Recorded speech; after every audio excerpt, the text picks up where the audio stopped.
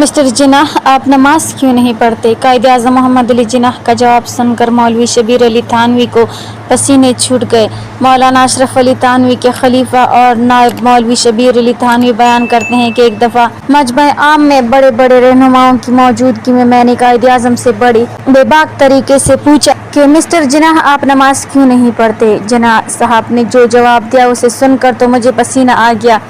اتنا بڑا آدمی اور اتنے بڑے اجتماع کے سامنے اس نے بسم اللہ الرحمن الرحیم 1936 میں جب پنڈت جواہر لال نہرو نے یہ اعلان کیا کہ ہندوستان میں صرف دو ہی گروہ ہیں، ایک انگریز اور دوسرا کانگریس، تو قائد اعظم نے انہیں بر وقت للکارا اور مسلمانوں کی موجودگی کا احساس دلاتے ہوئے یہ باور کروایا کہ یہاں ایک تیسرا گروہ بھی ہے جسے مسلمان کہتے ہیں۔ تقریر کی اس گرج سے کانگریس کے ایوانوں میں زلزلہ آ گیا۔ قائد اعظم کے اس نعرہ حق کا انجام یہ ہوا کہ کانگریس اور اس کے گماشتوں نے قائد اعظم کو نشانے پر رکھ لیا۔ بقول مسٹر خورشید حسن، ایک طرف تو ہندوستان میں کانگریسی اور ان کے زرخرید قائد اعظم کو کافر، مغربی تہذیب کا دل دادا، اسلام سے ناشنا اور انگریز کا پٹھو کہہ کر ان سے مسلمانوں کو دور رکھنے کی ناکام کوشش کرتے رہے، اور ساتھ ساتھ دوسرے ممالک خصوصاً انگلستان میں قائد اعظم کو رجعت پسند، فرقہ پرست، لکیر کا فقیر، مذہبی، جنونی اور نہ جانے کس کس فرضی رنگ میں پیش کر کے انگریز قوم کے سامنے ان کی سیاسی پوزیشن کو کمزور کرتے رہے۔ قائد اعظم کے اخلاق و کردار سے اور دین اسلام پر عمل کے ثبوت کے لیے صرف ایک ہی واقعہ کافی ہے، جس کو منشی عبدالرحمن نے اپنی کتاب قائد اعظم کا مذہب و عقیدہ میں تحریر کیا ہے۔ وہ لکھتے ہیں، مولانا شبیر احمد علی تھانوی قائد اعظم سے اپنی ایک ملاقات کی تفصیل تحریر کرتے ہوئے لکھتے ہیں کہ دوران گفتگو میں جناح صاحب سے میں نے یہ سوال کیا کہ آپ ہزاروں روپیہ خرچ کرا کے پنڈال وغیرہ بنواتے ہیں اور لوگ گلے پاڑ پاڑ کر نعرہ تکبیر بلند کرتے ہیں، اس سے کیا فائدہ ہوتا ہے؟ جناح صاحب نے فرمایا، اس سے غیر اقوام پر رعب پڑتا ہے۔ میں نے کہا، میں ایک اور تدبیر بتاتا ہوں جس سے رعب زیادہ ہوگا۔ قائد اعظم نے فرمایا، وہ کیا؟ میں نے کہا، جب جلسے کے دوران نماز کا وقت آ جائے تو اس 1.25 لاکھ کے مجمع کو لے کر باجماعت نماز ادا کریں، پھر آپ خود دیکھیں گے کہ کتنا رعب پڑتا ہے۔ اس پر قائد اعظم نے جو جواب دیا وہ آپ کی کمال بصیرت کا منہ بولتا ثبوت ہے۔ آپ نے فرمایا، آپ ٹھیک فرماتے ہیں، مگر میں اس وقت اس پر عمل کرنے سے معذور ہوں۔ میں نے کہا، آپ کو کیا عذر ہے؟ تو فرمایا، آپ باجماعت نماز پڑھنے کو کہتے ہیں تو امام کس کو بناؤں؟ ممکن ہے کہ میرا خیال درست ہو کہ اگر میں امام کو امامت کروں تو سب لوگ نہ صحیح مگر کسی تعداد میں لوگ میری موجودگی میں نماز ادا کر لیں گے، مگر میں خود کو امامت کے قابل نہیں سمجھتا اور نہ ہی مجھ میں اس کام کی اہلیت ہے، اس لیے کسی دوسرے کو امام بنانا پڑے گا۔ اب مسئلہ یہ ہے کہ اگر امام دیوبندی ہوگا تو بریلوی اس کی امامت میں نماز ادا نہیں کریں گے، اور اگر امام بریلوی ہوگا تو دیوبندی نہیں پڑھیں گے، اور الگ الگ جماعتوں کی وجہ سے غیر اقوام پر مسلمانوں کا اختلاف نمایاں ہوگا تو اس سے فائدے کی بجائے نقصان ہوگا۔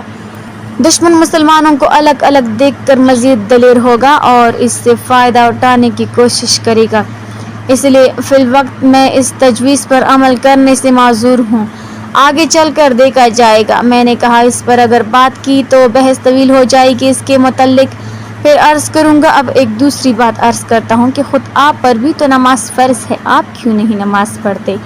آپ جلسوں میں اپنا یہ معمول رکھیں کہ جب نماز کا وقت آ جائے تو آپ خود مصلی بچا کر نماز پڑھنی شروع کر دیں، کوئی پڑھے یا نہ پڑھے۔ اس سوال کا جواب جو جناح صاحب نے دیا، ان کے الفاظ آج تک میرے کانوں میں گونج رہے ہیں، جن کو سن کر مجھے پسینہ آ گیا۔ عام طور پر یہ دیکھا گیا ہے کہ جب انسان کسی اونچے مقام پر پہنچتا ہے تو وہ عجب اور تکبر کا شکار ہو جاتا ہے، وہ خدا کو بھول جاتا ہے اور اپنے اوپر کیے گئے کسی بھی اعتراض کو اپنی توہین سمجھتے ہوئے اعتراض کرنے والے کو قرار و واقعی سزا دینے کے احکامات جاری کر دے۔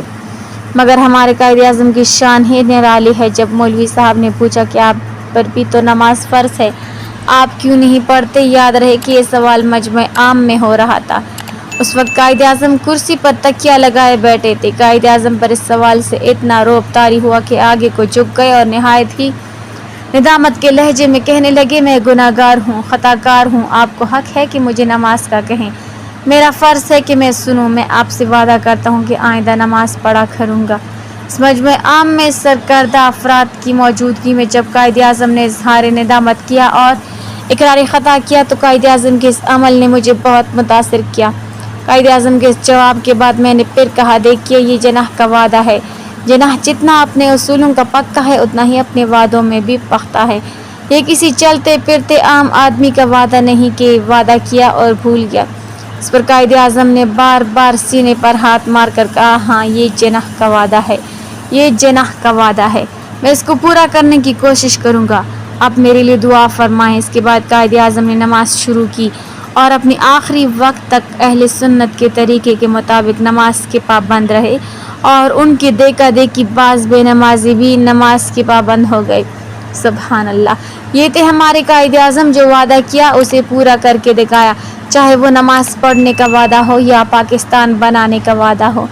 روایت ہے کہ مولانا اشرف علی تھانوی کا بھیجا ہوا علماء کا ایک وفد قائد اعظم کی خدمت میں پہنچا اور ملاقات میں دو نکات پر زور دیا۔ اول، سیاست اور مذہب۔ دوم، جھکتے ہوئے کہا کہ اگرچہ ذاتی بات ہے مگر انہیں نماز پڑھنی چاہیے۔ پہلی بات تو یہ ہے کہ یہ محض روایت نہیں بلکہ مستند واقعہ ہے اور تاریخ کا حصہ ہے۔ میں نے 2001 میں محترم ارشاد احمد حقانی مرحوم سے علمی بحث میں اس کا حوالہ دیا تھا اور پھر افتخار احمد کے ساتھ یوم قائد اعظم کے حوالے سے ٹی وی پروگرام جواب دہ میں بھی عرض کیا تھا کہ قائد اعظم کی مذہبی تربیت مولانا اشرف علی تھانوی کی ہدایت پر ان کے ساتھیوں اور خواہرزادوں نے کی تھی، جن کی قائد اعظم سے طویل ملاقاتیں ہوتی رہیں۔ ان ملاقاتوں کا نتیجہ تھا کہ انگلستان سے واپسی کے بعد قائد اعظم کی تقریروں پر واضح مذہبی رنگ نظر آتا ہے۔ ان کی تقریروں میں جا بجا اسلام کے حوالے ملتے ہیں، خدا کے سامنے جواب دہی کا خوف طاری ہوتا دکھائی دیتا ہے۔ قائد اعظم کی تقاریر کو بغور پڑھنے کے بعد میں اس نتیجے پر پہنچا ہوں کہ 1934 کے بعد ان کی نظریات میں ایک واضح تبدیلی نظر آتی ہے۔ مذہب کی جانب جھکاؤ محسوس ہوتا ہے اور ان کے تصور قومیت اور سیاست میں بنیادی ارتقا دکھائی دیتا ہے۔ ظاہر ہے کہ قائد اعظم کوئی مذہبی شخصیت نہیں تھے اور نہ ہی علامہ اقبال کی مانند ان کی مذہبی تربیت ہوئی تھی، مگر وہ ایک کڑے اور سچے مسلمان تھے اور اسلام کی تعلیمات میں یقین رکھتے تھے۔ انہوں نے اپنے طور پر اسلامی نظام، سیرت نبوی صلی اللہ علیہ وسلم اور قرآن حکیم کا گہرا مطالعہ کیا تھا، جس کے حوالے ان کی تقاریر میں جا بجا ملتے ہیں۔ وہ قرآن حکیم پر غور و فکر کرتے تھے اور اس کی گواہی نہ صرف منیر احمد منیر کی کتاب دی گریٹ لیڈر کے عینی مشاہدین دیتے ہیں بلکہ جنرل محمد اکبر کی کتاب میری آخری منزل سے بھی ملتی ہے۔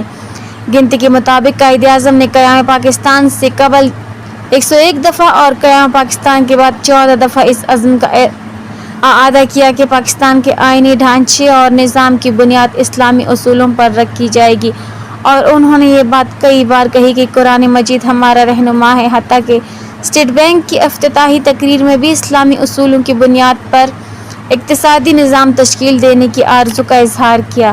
مجموعی طور پر قائد اعظم پاکستان کو اسلامی جمہوری اور فلاحی ریاست بنانا چاہتے تھے، مذہبی ریاست ہرگز نہیں، کیونکہ اسلام میں ڈیموکریسی کا کوئی تصور موجود نہیں۔ افسوس تو اس بات پر ہوتا ہے کہ ہمارے سیکولر دانشوروں نے قائد اعظم کی تقاریر کو پڑھا ہی نہیں اور نہ ہی ان کی روح کو سمجھا ہے۔ وہ فقط چند ایک تقاریر پڑھ کر اپنا مطلب نکال لیتے ہیں اور اس پہلو پر غور کرنے کی زحمت نہیں فرماتے کہ وقت گزرنے کے ساتھ کب اور کیسے قائد اعظم کے نظریات میں تبدیلی آتی گئی اور انہوں نے مسلمانوں کے حوالے سے اقلیت سے قومیت تک کا سفر کیسے طے کیا۔ اقبال کا فکری ارتقا بھی اس حقیقت کی غمازی کرتا ہے۔ اسلام مخالف اور دین بیزار حضرات قائد اعظم کو سیکولر ثابت کرتے رہتے ہیں اور ان کے علم کا حال یہ ہے کہ وہ اکثر دعوے کرتے پائے جاتے ہیں کہ قائد اعظم نے کبھی پاکستان کو اسلامی مملکت بنانے کا اعلان نہیں کیا۔ یہ سطحیت کی حد ہے، کیونکہ قائد اعظم نے فروری 1948 میں امریکی عوام کے نام پر براڈ کاسٹ میں پاکستان کو پرائمری اسلامک اسٹیٹ قرار دیا تھا۔ البتہ سیکولر کا لفظ کبھی ان کے زبان سے نہیں نکلا۔ قائد اعظم کے نظریات کیا تھے اور وہ پاکستان کو کیسے ریاست بنانا چاہتے تھے، یہ میرا ذاتی مسئلہ نہیں، لیکن دین بیزار حضرات اس حوالے سے جب قائد اعظم کو مولوی محمد علی جناح کہتے ہیں اور مجھ پر بپتی کستے ہیں تو میں محفوظ ہوتا ہوں اور دعا مانگتا ہوں کہ اللہ انہیں قائد اعظم کی تقاریر پڑھنے کی توفیق دے۔ رہا آج کا پاکستان تو وہ نہ اسلامی ہے، نہ جمہوری اور نہ ہی فلاحی، بلکہ آمریت اور جمہوریت کا مجموعہ ہے، جہاں اقتدار اور سیاست پر دولت کی اجارہ داری ہے، نیم خواندہ نظریاتی منطق اور ہوسے زر چائی ہوئی ہے، اور عوام کے نام پر عوام کے لیے بنائے گئے پاکستان میں عوام پس رہی ہیں۔ بات چلی تھی مولانا اشرف علی تھانوی اور قائد اعظم کی مذہبی تربیت کے حوالے سے، اور قدرے دور نکل گئی۔ اس زمن میں منشی عبدالرحمن خان مرحوم کی کتاب تعمیر پاکستان اور علماء ربانی میں تفصیل سے موجود ہے اور پڑھنے کے لائق ہے۔ منشی عبدالرحمن مرحوم نے بڑی محنت اور تحقیق سے مواد جمع کیا ہے اور قائد اعظم کے حوالے سے ان گوشوں پر روشنی ڈالی ہے جن کا ذکر نہ ہماری تحریک پاکستان پر لکھی گئی کتابوں میں ملتا ہے اور نہ ہی مغربی اسکالرز قائد اعظم کی سوانح لکھتے ہوئے انہیں قابل توجہ سمجھتے ہیں، کیونکہ یہ انہیں سوٹ نہیں کرتا۔ آج کا نوجوان تو یہ بھی نہیں جانتا کہ مولانا اشرف علی تھانوی بہت بڑے اسکالر، مفسر قرآن اور سیرت نبوی صلی اللہ علیہ وسلم کے عظیم مصنف اور بڑی روحانی شخصیت تھے۔ ایسی شخصیت کا مسلمانوں کے مستقبل کے بارے میں متفکر رہنا قابل فہم ہے۔ مولانا شبیر علی تھانوی کی روادار تبلیغ کا حوالہ دیتے ہوئے منشی عبدالرحمن مرحوم نے لکھا ہے، حضرت حکیم علامت مولانا اشرف علی تھانوی دوپہر کا کھانا نوش فرما کر کیلولا کے لیے خانقاہ میں تشریف لائے اور مجھے آواز دی۔ حاضر ہوا تو حضرت متفکر تشریف فرما تھے۔ یہ مئی 1938 کا واقعہ ہے۔ زمانے تک قرارداد پاکستان منظور نہیں ہوئی تھی، مگر کانگریسی اور ہندوؤں کی ذہنیت بے نقاب ہو چکی تھی۔ حضرت نے 2-3 منٹ کے بعد سر اٹھایا اور ارشاد فرمایا، میاں شبیر علی، ہوا کا رخ بتا رہا ہے کہ لیگ والے کامیاب ہو جائیں گے، اور بھائی جو سلطنت ملے گی وہ انہی لوگوں کو ملے گی جن کو آج ہم فاسق فاجر کہتے ہیں۔ مولویوں کو تو ملنے سے رہی، لہٰذا ہم کو یہ کوشش کرنا چاہیے کہ یہی لوگ دیندار بن جائے۔ آج کل کے حالات میں اگر سلطنت مولویوں کو مل بھی جائے تو شاید چلا نہ سکیں گے۔ ہم کو تو صرف یہ مقصود ہے کہ جو سلطنت قائم ہو وہ دیندار اور دیانتدار لوگوں کے ہاتھ میں ہو، اور بس۔ میں نے ارشاد سن کر عرض کیا، پھر تبلیغ نیچے کے طبقے سے شروع ہو یا اوپر کے طبقے یعنی خواص سے؟ اس پر ارشاد فرمایا، اوپر کے طبقے سے، کیونکہ وقت کم ہے اور خواص کی تعداد بھی کم ہے۔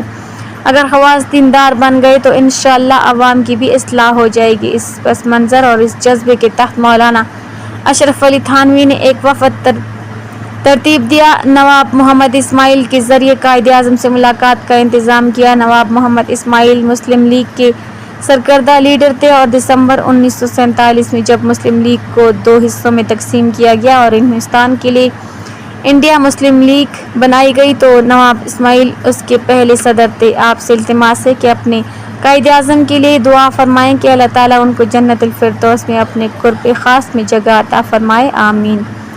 ناظرین، کمنٹ باکس میں اللہ تعالیٰ کے 99 ناموں میں سے ایک نام ضرور ٹائپ کریں۔